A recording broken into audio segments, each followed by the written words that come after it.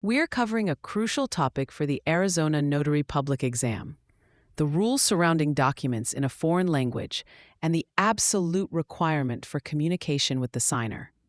This is a frequent subject of exam questions because it directly impacts a notary's core duty to verify a signer's identity, willingness, and basic understanding of the document they are signing. The main principle is that an Arizona notary can notarize a signature on a document written in any language, even one you do not understand. Your role is to notarize the signature, not to validate the document's contents.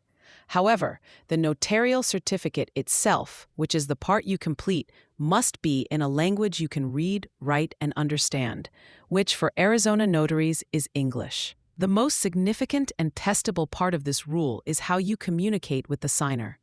According to the Arizona Notary Public Reference Manual, you must be able to communicate with the signer. Let's break this down with an exam-style scenario.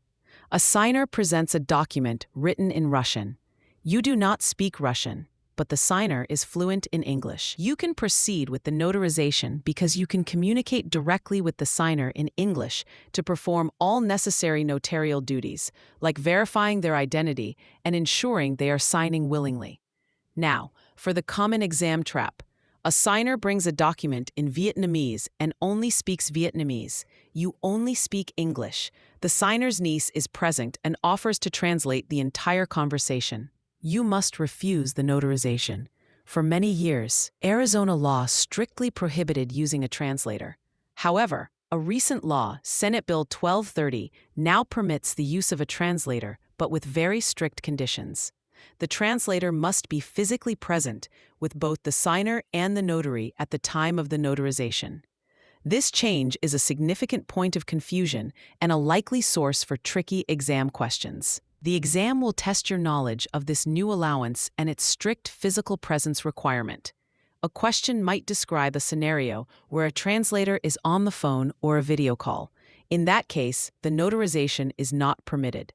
The key is that even with this new law, the notary's responsibility to be satisfied that the signer is competent and signing knowingly and voluntarily remains paramount under Arizona Revised Statutes Section 41256. A helpful way to remember the core principle, especially when faced with a complex exam question, is this mental shortcut: direct talk or they walk. This emphasizes that your primary goal is to establish a clear line of communication, either directly with the signer or through a physically present translator, as now permitted by law, to fulfill your duties.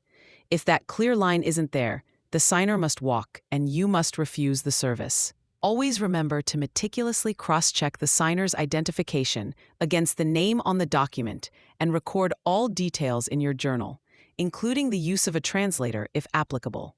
For free practice questions, AI-powered explanations, and more exam prep tools, visit openexamprep.com. That's openexamprep, all one word, .com.